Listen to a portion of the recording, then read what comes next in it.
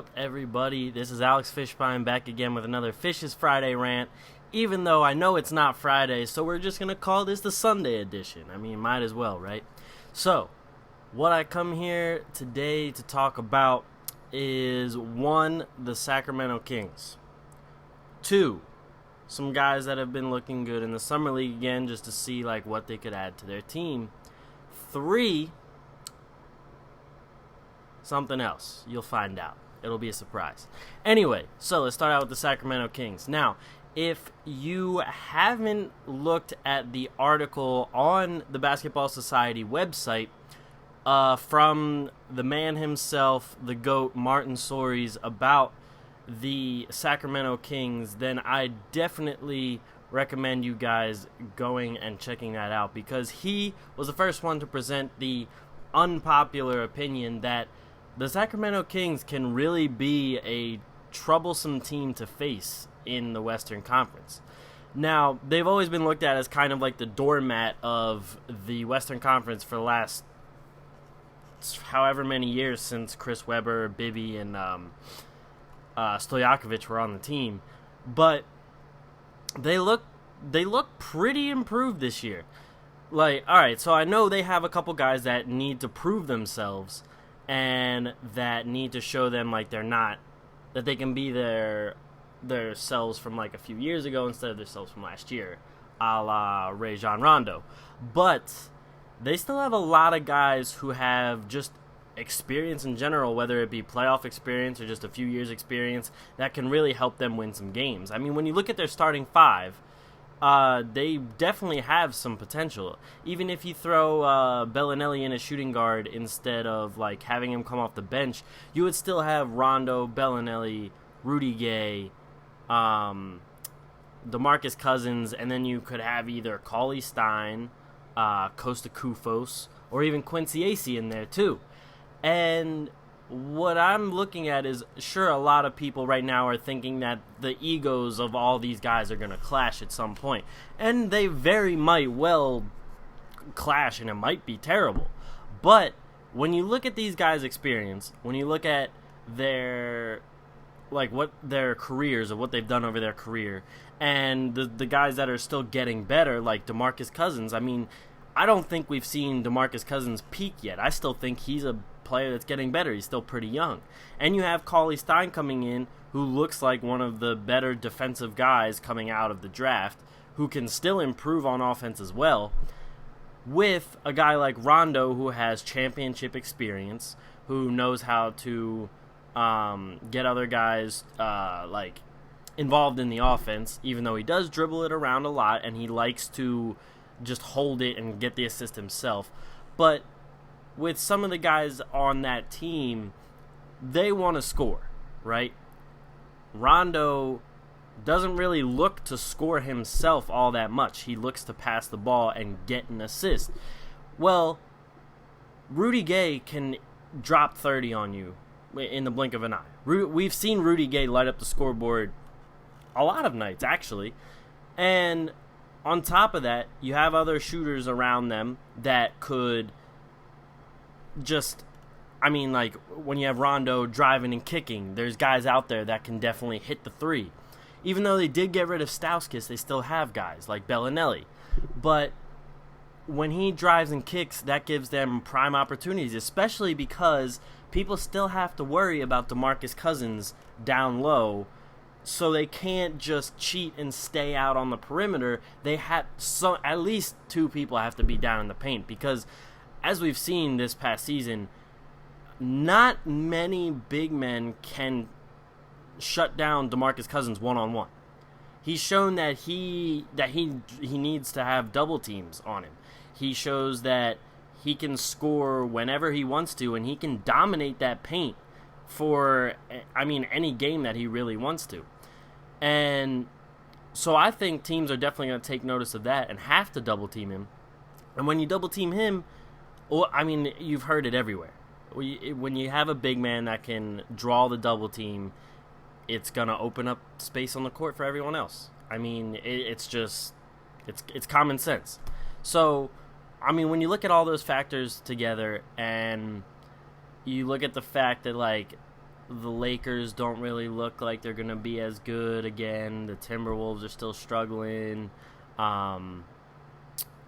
And just other teams in general, just they like the best teams in the West have gotten better, but the lower ones are still kind of like they're still good. Don't get me wrong, the Western Conference is still a beast, but I agree with Martin in saying that teams are not going to want to face the Kings.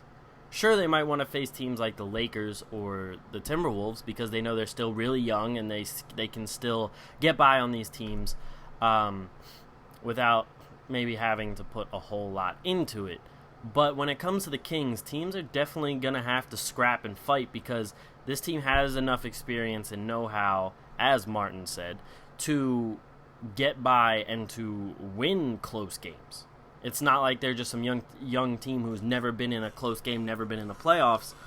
I mean, even though they haven't been in the playoffs for a while, but they have guys in there that have that playoff experience, that have that championship experience, and that can definitely buy them a good amount of games, even in the West.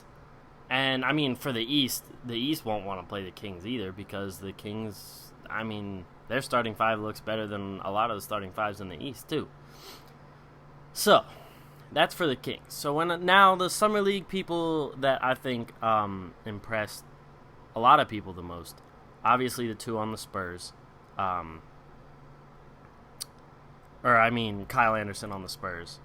Kyle Anderson looked great in Summer League. And first off, before I get into that, I just want to say all this stuff about, it's only Summer League. Why? Like that just needs to stop. We all know it's Summer League. We all know they're not facing the LeBrons, the Kawhi Leonards, the Andre Iguodala's, the Steph Currys, and all of them. We know those guys aren't facing them in Summer League. We know that. You don't have to say every time a guy's a good game, it was Summer League. I mean, he didn't do anything. All right, we understand. I know it's Summer League. But this is still like a proving ground for a lot of the younger guys. So if you're just going to sit there and say, it's Summer League, then how are they supposed to prove themselves at all until the season comes? Like, how are they supposed to try and make a roster? That whole argument just doesn't make sense anymore, man. Like, we're not sitting there trying to say, like, Kyle Anderson had a great Summer League, so now he looks better than LeBron. Nobody is saying that. We're saying he looks better than the Summer League competition. We're saying that he's showing some promise that he can come into the regular season and actually contribute a lot to the Spurs team and helping them win another championship. We're not saying this guy's going to be the greatest player in the league now just because he had some great Summer League games. No, we're not. No one's ever saying that. I mean, you might get some crazy weirdos that come out and say stuff like that, but those are the guys that you normally either block on Twitter or just not even pay attention to.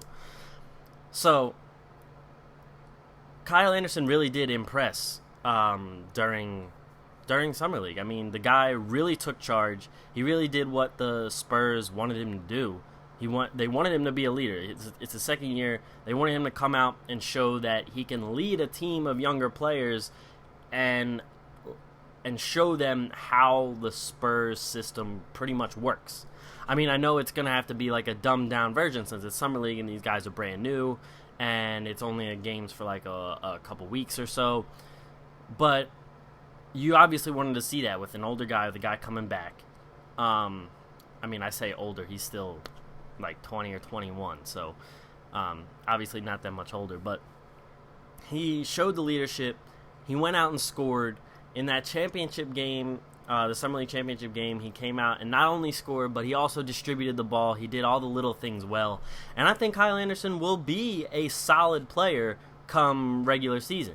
I'm not saying he's going to be like an all-star or anything, but I could see him almost developing in a way that Kawhi Leonard did.